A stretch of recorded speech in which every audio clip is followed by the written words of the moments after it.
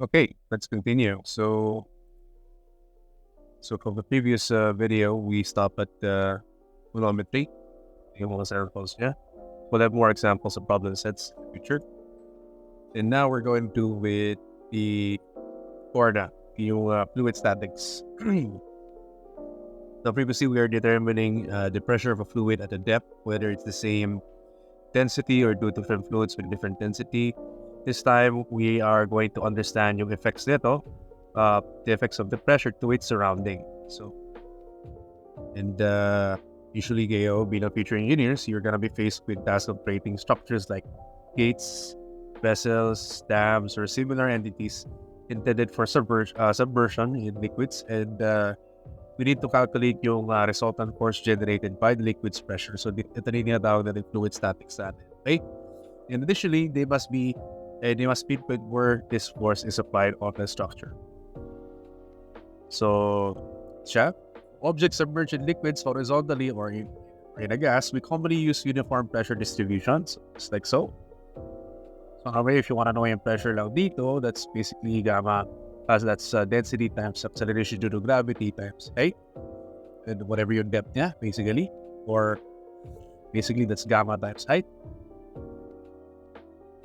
So, yung resultant force dito, Fr, will be manipulation of formula is simply pressure times area, or substitute natin is density times G times H times yung area covered. Okay? Since it is uniform, the force is easier to be identified by getting the product ng pressure and surface area applied to. It's a different case naman when the hydrostatic pressure distribution is not uniform, say for this particular figure. Okay, we not only need the magnitude or our force resultant, but we also need where the resultant force is being applied. Saan ta? So, mayroon tayo tinatawag na center of pressure or YP. We will discuss about that later. So, essentially, usually yun yung hinaharap natin. So, pag uneven or not uniform siya, dito natin nakahigala, we're looking for yung magnitude.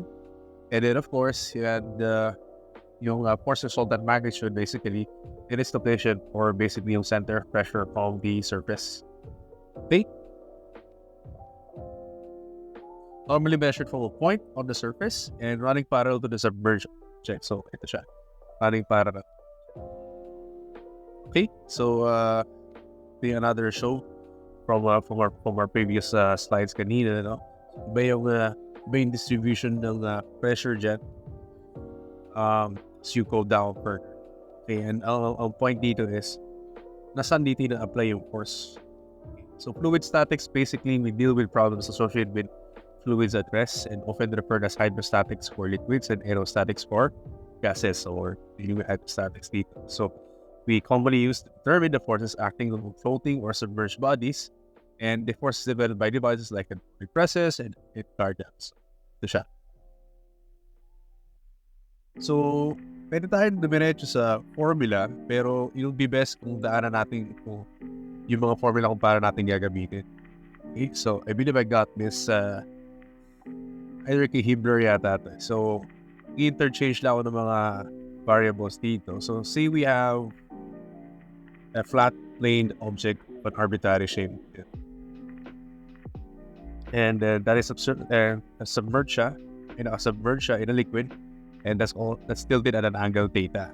So, makikita mo dito is parallel yung y-axis sa tilt niya. So, it's okay? The x-axis niya nandito sa taas. Oh! So, let the origin be at the x and y. So that ordinate just like so. Yeah. Then it'll be a lot faster if I show you the formula, but it's best you appreciate the equation. So say we have an object of arbitrary shape and we apply force, basically.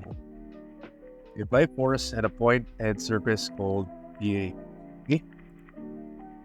So set it as such. Recall that P goes dFRTA, where P is at this state. Where P is at this state at elevation is gauge pressure. So basically yung pressure dyan. And gauge pressure is essentially is rho times g times h, and h here can be equated as y sine theta. So ito yung height natin siya. And basing it from the angle given natin, yung applied force dito, that arbitrary distance parallel from the line, it's y sine theta. That's easy. Figure, okay? Now, to get the resultant, we need the summation of all forces acting on the surface, which is why we should integrate yung equation na to. Okay, we should integrate. So, we just write yung formula, just like so. So, pag sinubstitute natin yung mga values natin, so df is equals to gamma times h times dA, where h is y sine theta. So, gamma times y sine theta times dA. And again, to get yung summation of all forces natin dito, ginagamit natin yung integration for that. Okay? But do note though, yung gamma natin dito and sine theta are constant kasi whichever gano'ng kahaba yan or gano'ng kalalim yun, theta will be theta. And yung gamma is just a constant property. So lalabas siya. Okay? And if maalala nyo yung statics nyo, and we remove the constants, and we are left at what we call the statics. Tinatawag natin dito yung recall from statics, yung moment of or first moment of inertia. Okay?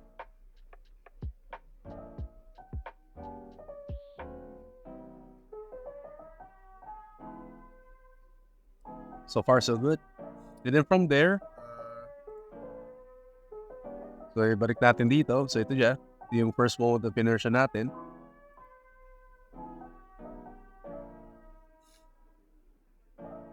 So if we integrate this, we get YC basically. So pag kinuha natin integrate din, magiging YC times yung surface area.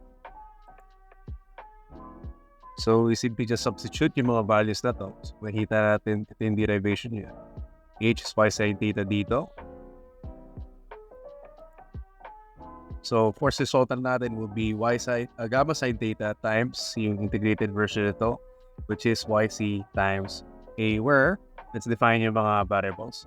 Essentially, yung YC natin dito is yung distance from the x-axis to its centroid. Maalala nyo yung statics nyo. Centroid C. And it's really dependent on the object shape. Meron tayong mga template for that later. Okay? And what else? What else can we see here? Mapapansin natin dito, YC inside data, this is also equivalent to our HC. So ito yung vertical height natin designated as YC. HC pala.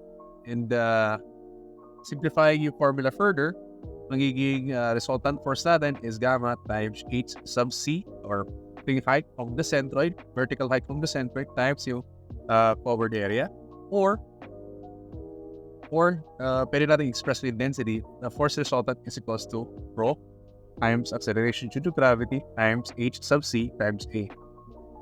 Okay? Now, if we are to consider kung open yung atmosphere, we add the atmospheric sa equation. So, just like so. Okay.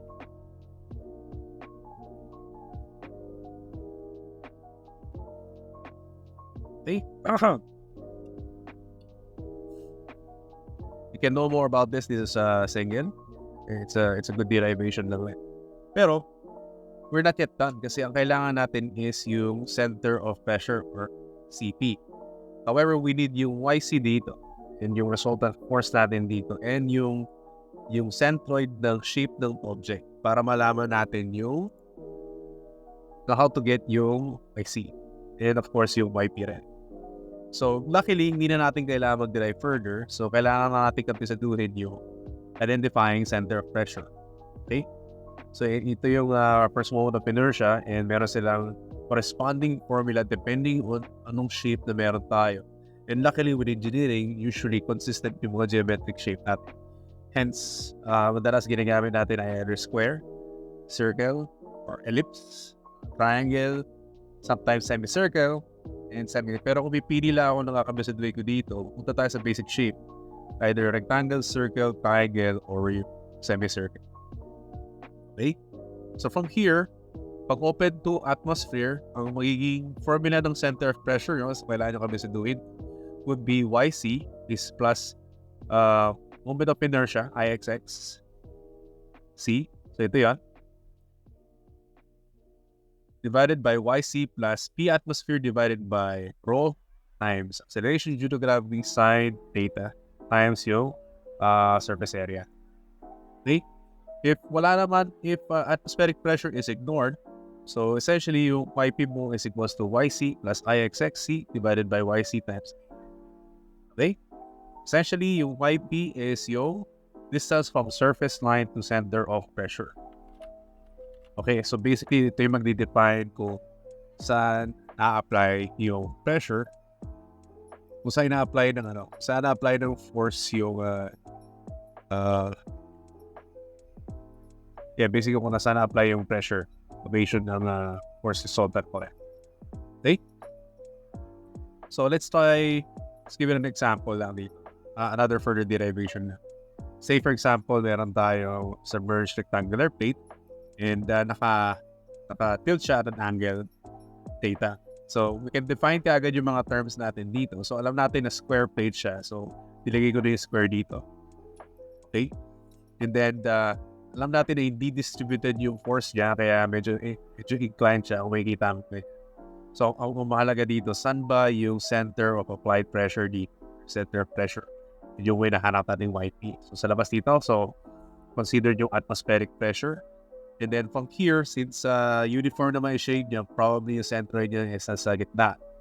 Ito. So yan yung HC, and then ito yung YC. Basically, YC sine theta lang naman. So see, tingnan natin. Okay? So, ang required natin dito is yung magnitude and yung center of pressure, usually pa sa mga ganitong klaseng problems. So, assume system is open. Okay? We check mo record tayo properly. Okay, we're still recording. And then from here, kailangan lang natin i-recall yung formula natin previously sa hydrostatic equation. So, sa fluid static equation natin. So, recall that the resultant force is simply the product ng, pag-considered yung atmosphere, so the product ng density ng liquid, and then times acceleration due to gravity, and times yung height, the centroid, the vertical height, the center, so HCN, times yung area covered, or yung surface area. Now, since considered yung area natin, yung open yung system, so kailangan yung atmosphere. So plus atmospheric pressure times area covered. Okay? So, maalala natin, HC dito is simply YC sine theta. At makikita naman natin. So, we can substitute that up. And another thing, ito galing to from the diagram. We know the YC natin. Basically, ito yun, YC. So that's B over 2. Okay? That's B over 2 plus yung S. So, yun yung buong height niya na. Kung titignan mo, hindi basta B. Minsan dito nalilito yung mga estudyante. So, kailangan mo lang makita kung nasan to. Okay? It's B over 2. And iba yung configuration nun pag nakatayo yan. May makita. B over 2 plus S. So, substitute. So, magiging yung final equation natin is ganito. So, magiging nilabas ko lang yung area since common naman siya, which is basically A times B. So, A times B, nilabas natin yung area dyan. So, mangyayari na yan, magiging density times acceleration due to gravity. So, pinalitan natin yung YC ng sum ng B over 2 plus S. So, B over 2 plus S, sine theta, plus atmospheric pressure pag consider open yung system. Okay? So, this is for tilted rectangular prism. So, kailangan nyo lang kabisituin to. Especially kung tilted rectangular prism, in this case, it's square one. Okay? Now, para mahanap naman yung YP from the formula, alam natin na recall, YP is equals to YC plus moment of inertia, IXXC. divided by YC plus P atmosphere divided by density times G times sin theta times area. Okay. Recall natin yung YC is again B over 2 plus S. And then from the diagram, alam natin itong equation of moment of inertia na to would be AB cubed over 12. So all you have to do na lang is just substitute yung values na yan. And we would get something like this. Okay, so if anything else, kabisuduhin nyo yung square, triangle, and circle. Okay?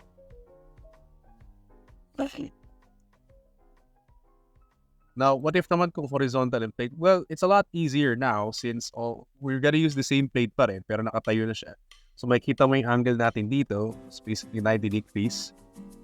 Okay? And then the center of pressure, it's still somewhere here, uneven pa rin siya. Okay?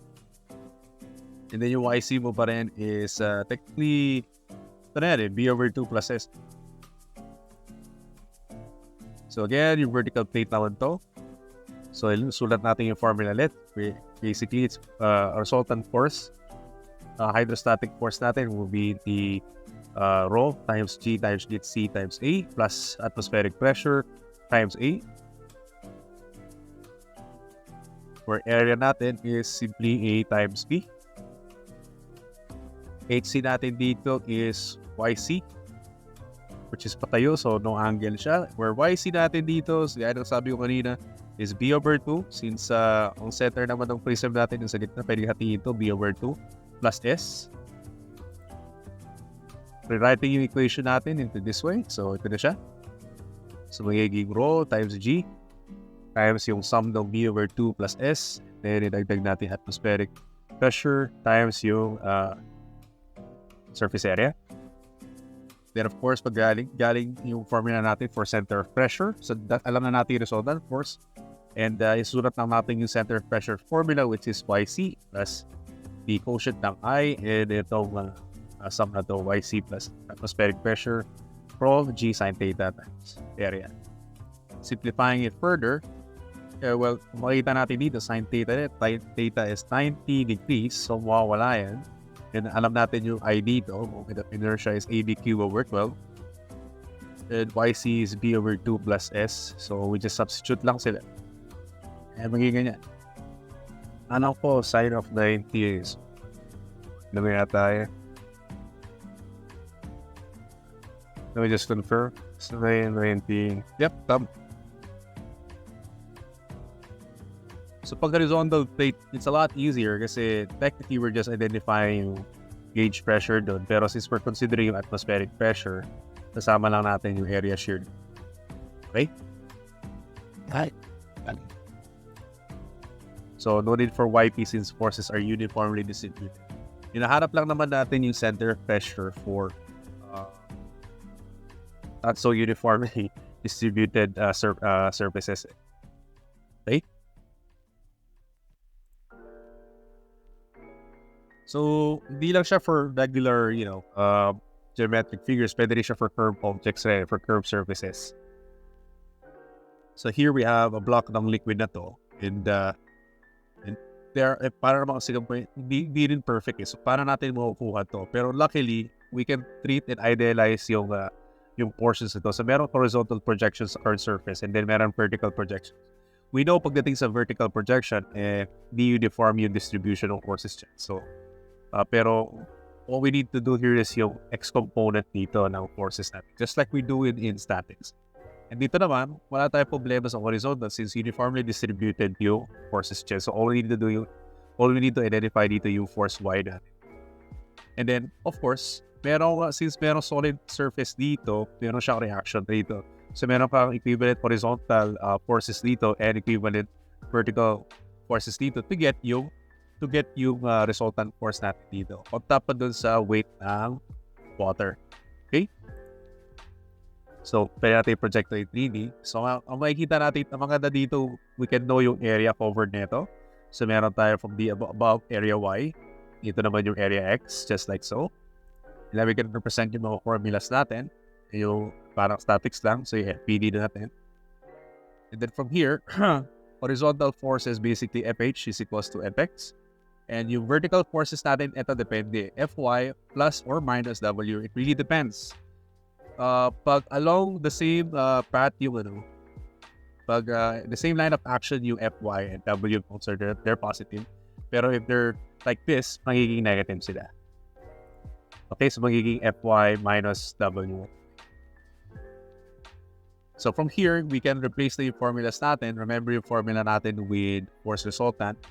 Ganun rin with x and y component nila. So f of x is basically yung pressure times area, where pressure could be expressed as the gauge. We're talking about gauge pressure dito. So this is density times g times hc, or basically gamma, times yung area ng x. Ito naman is fy, ito yung area ng. Okay, so density times g times h times area ng. Okay, so like I said earlier, ito, positive to if same line of action sila with Fy. Negative naman if opposite Fy. Tulad din ng example na to. And then, just like in your statics class, you could get na yung angle. Once makuha mo na yung, once na makuha mo yung vertical forces mo and horizontal forces mo, and you can also get yung resultant force, and yung magnitude ng resultant force na by getting the sums of the squares ng horizontal and vertical forces. Okay? It looks intimidating at first, pero we're just gonna find lang naman. Essentially, we're trying to simplify lang naman since basically incompressible liquid naman sila. There's gotta be a way to simplify lang on identifying yung vertical and horizontal forces natin in order to get yung units na yun para malaman yung resultant force. Parang mabalik lang tayo sa basic ng statics ng dito. Okay? So, buti na lang, we will have our free body diagram to show how it would look like. And then, we have our equation here, and yung formula natin ng pressure equals to force over area. In this case, this pressure is, we're talking about yung gauge pressure. Hence, kaya yung gauge pressure natin dito is density times G times yung height. Okay?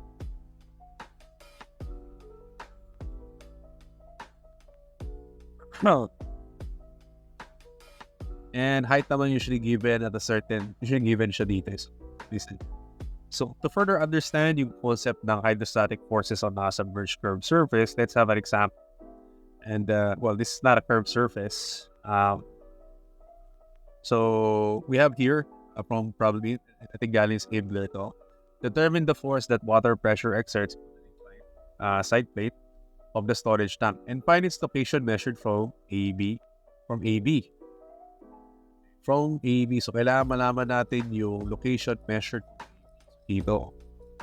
So, from the inclined on that thing. So, yun yung YP natin. So, we need to find yung center pressure from 9AB.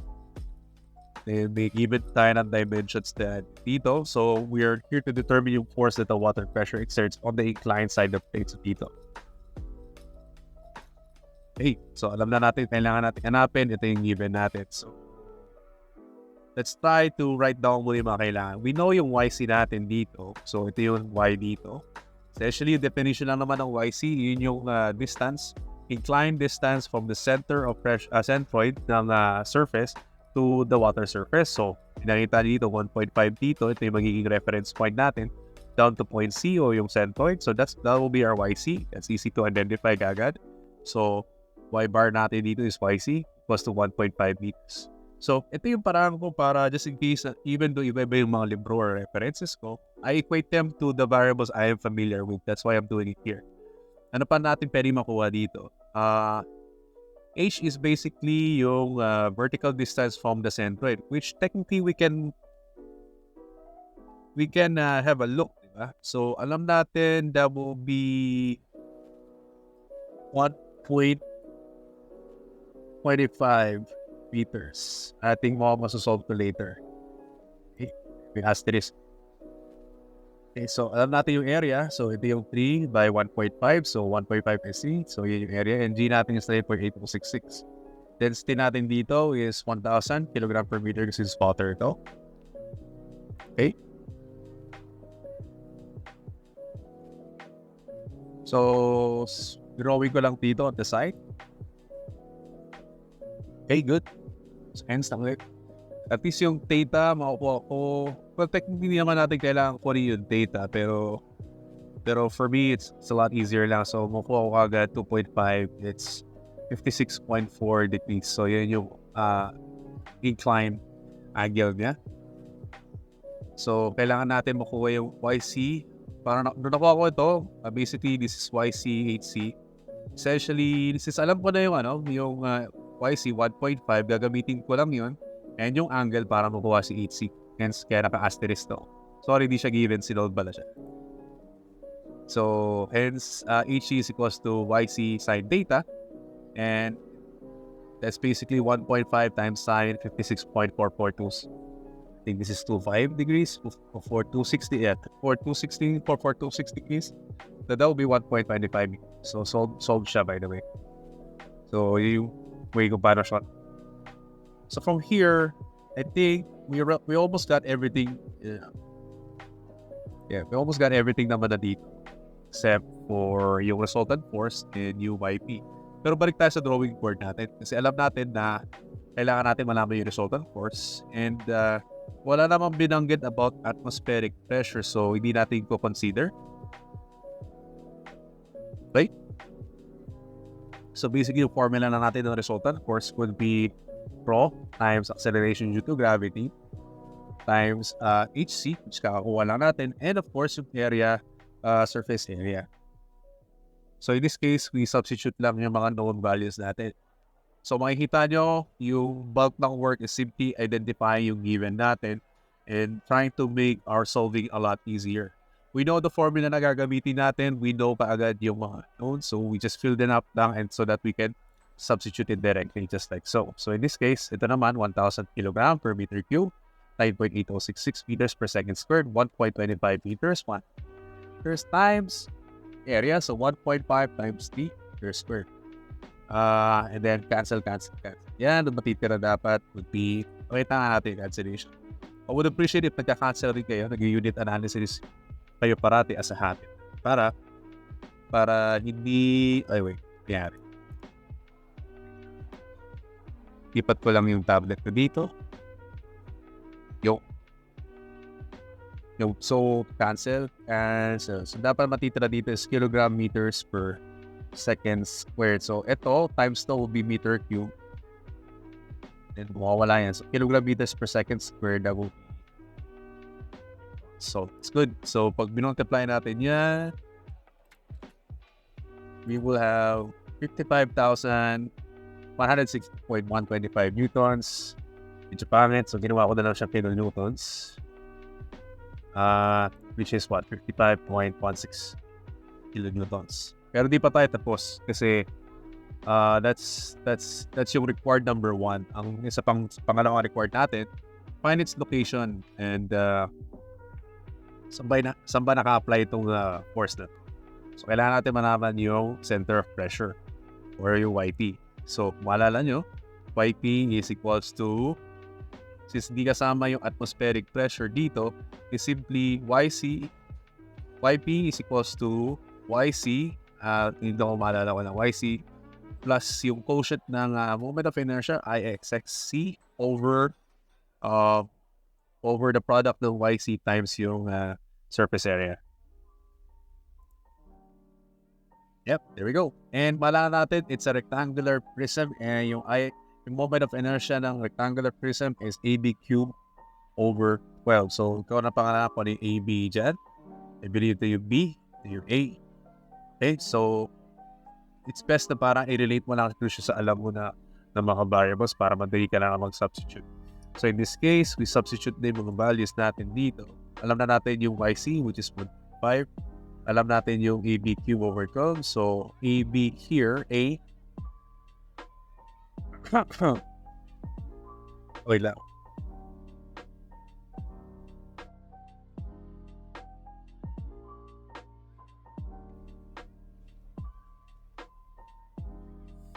Are we over 12 dito?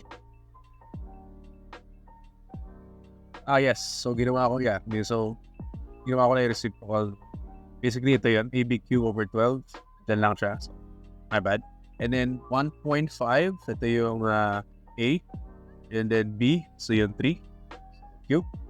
And then divided by 1.5 times 1.5. So, essentially, ang matitirang unit dito would be meter. Dapat. So ito magiging meter cube. Meter cube sa baba. 1.5 dito is meters. Takpo lang rin.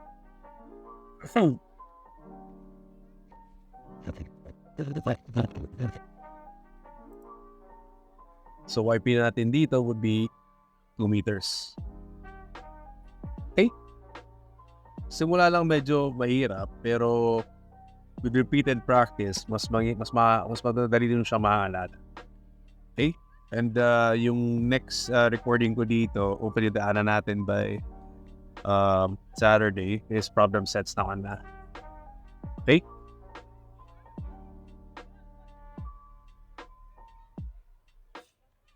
So, I have one more lesson dito that will be yung principles of buoyancy. And this will be very quick lang naman. Buoyant force. We got a principle of buoyancy by Archimedes.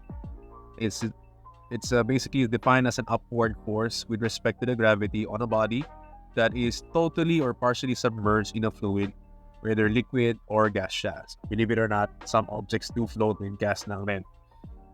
You can watch a lot of YouTube videos about it. And we use to solve pressure problems.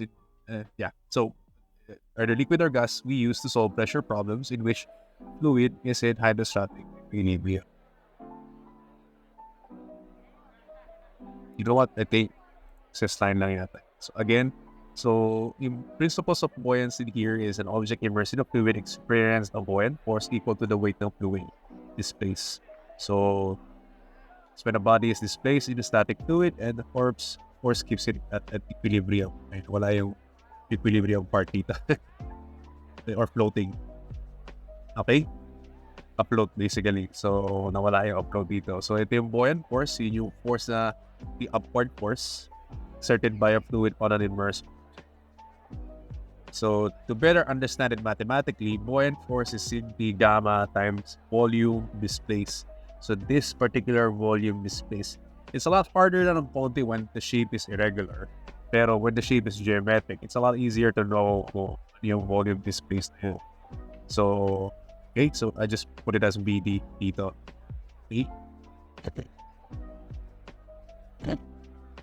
So, titingnan natin yung FBD na. Basically, meron yung weight ng object na buoyant force. Here we go. Or kung babaliktad mo, dito yung buoyant force sa taas and yung weight sa baba. Pero it's a lot intuitive to show it this way. So, kung sa summation mo ng Y natin dito, so FB is basically minus W o 0. Ta-transpose mo yung W, pero alam natin yung weight is simply,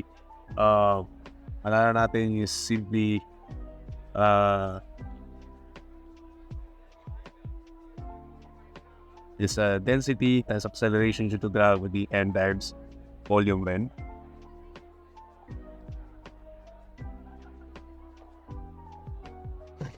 Well, galing dito yung specific. Okay? And then, from here, you can rearrange yung formula na to. Just like so. Kilogram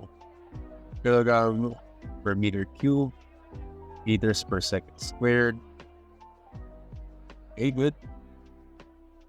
So, mangyayari na ito yung buoyant force mo is equals to density times G times VD or specific weight times volume displaced.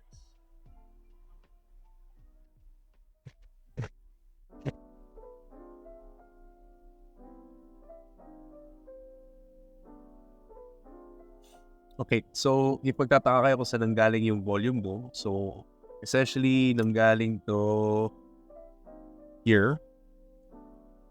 Malala nyo yung total formula ng density is mass over volume. So, basically, density times volume lang dito. Malala nyo yung weight. Basically, it's mass times acceleration due to gravity. So, essentially, substitute lang it. Magiging weight is also equal to density, volume, G, and ni-rearrange ko lang siya dito. Yeah. So I think there's a few more. Wherein the buoyant force is greater than if the buoyant force is greater than or equal that of the weight, the object will float. If the buoyant force is less than the weight of the object, malamang lulubog siya. Let's give an example. This one is from Sengel. So there's two figures dito. One is parang yung statics problem yun. Nakahang siya sa rope. So pretty basic lang siya. And then the one is submerged naman pero meron siyang sabit pa rin siya pero nakalubog pa rin. So ang tanong dito, a crane is used to lower weights into the sea. And meron tayo, given yung density ng sea natin at 1,025 kg per meter cube. For underwater construction project, determine the tension in the rope of the crane due to a rectangular concrete with the dimensions of 0.4 by 0.4 by 3 meters. And then yung concrete block density natin is 2,300 kg per meter cube. So in two scenarios, A, if it's suspended in air, and B, completely immersed in water. So this is a good problem solving engineering question. So for one, we are required to know yung A, yung tension when suspended in air, just like your basic statics problem, and then B, tension when immersed in sea. So let's put muna yung given natin. So we know na meron tayong density in seawater, 1,005 kg per meter cube. We have yung concrete dimension, so not necessarily in this manner, pero pwede mo na ilagay 0.4 by 0.4 times 3 meters. Okay? And then meron tayong density ng concrete, which is 2,300 kg per meter cube. Then we are asked to find yung tension. So yung scenario A lang muna, which is pretty much just like a statics problem. They're called statics. So if you're gonna draw yung FBD niya, it will be like this here. So kung makikita nyo, in-idealize ko yung ropes. So basically, I assume they're equally spaced naman. So I treat them as one unit lang. So I treat them yung tension, suspended, and then ito yung weight ng concrete. So summation ng Y equals to T equals to weight ng concrete, where tension is equals to weight ng concrete. And luckily, malalaman natin yung weight ng concrete dito given yung density ng concrete natin dito. So recall that your weight is mass times G, where density also is mass per volume. I think we will make use of this formula to determine yung tension while suspended in air. So substituting lang naman yan, manipulating yung formula, that would give us tension will now be density times volume times acceleration due to gravity. So we know density, that's 2,300 kg per meter cube. We know volume, that's 0.4 times 0.4 times 3. That's 3 and not 0.3. So that's meter cube. And then we have acceleration due to gravity of 9.8066 meters per second squared. And again, siguro if anything may kulang lang dito, di ako nag-cancellation. So tanggalan na natin agad to. Matitira is kilogram meters per second squared. So alam natin na matitirang unit is newtons. So that's 10,826.5 newtons or simply 10.83 kilonewtons. Okay? Now alam na natin yung yung tension when suspended in air, since madali lang yun, parang basic review lang yan. So what if naman pag sa submerged? So pag gagawin natin yung FBD, so para lang tulad yung ginawa natin dito, pero this time merong additional force since yung weight exerted ng object, there is an equivalent buoyant force counteracting it pag nakasubmerge sa tubig kasi yung fluid, reacts to the volume being displaced rin dun. That's generated by the object. So here we go. So kailangan natin malaman yung tension dun. Luckily, alam natin yung W dito, pero hindi natin alam yung buoyant force. Pero sige, tingnan natin. So summation ng Y values natin dito would sum our equation with T, tension ng rope, minus W, plus buoyant force kasi it's going upward. It's a force that trying to keep the object floats. Okay? So what do we know? What do we know by yung formula? We do know na yung buoyant force natin is simply our derived formula natin before is also gamma times volume displaced, or gamma is simply density times acceleration due to gravity. So we know yung water dito. This is seawater, so that's gonna be 1025. So we just substitute yung values there para malaman natin yung buoyant force.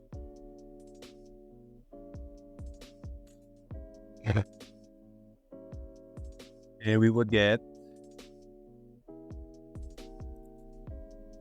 4,000 or 4.82 kilonewtons.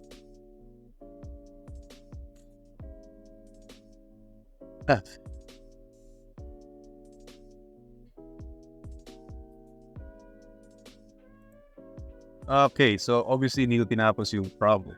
Let's finish it. So that's just one part of the problem. So mga neto, we can always use yung weight ng concrete again. So let's do it live. Mga neto, so further, P will be W minus F. So this one in W natin can be expressed as such. Gagamitin natin ulit yung values na to, which is gamitin natin yung 4,000. So that will be yung okay. So essentially, actually pwede natin makuha eh. So essentially, kung P is equals to W lang dito, pwede natin makuha siya by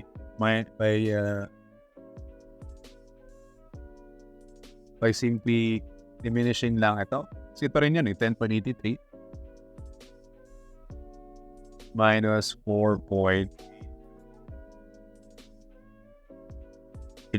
So tension, nakalimutan ko isa ko, 10.83 minus 4.82, 10.83 minus 4.82, that will be 6.01 kilonewtons. Yo, it's a good thing I take second round.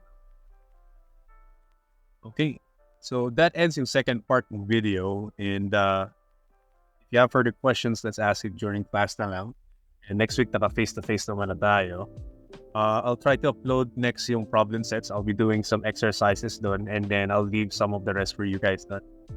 Okay? Let me edit lang some of the PowerPoint so that wala kasi nakita yung error eh. And then with that, thank you so much.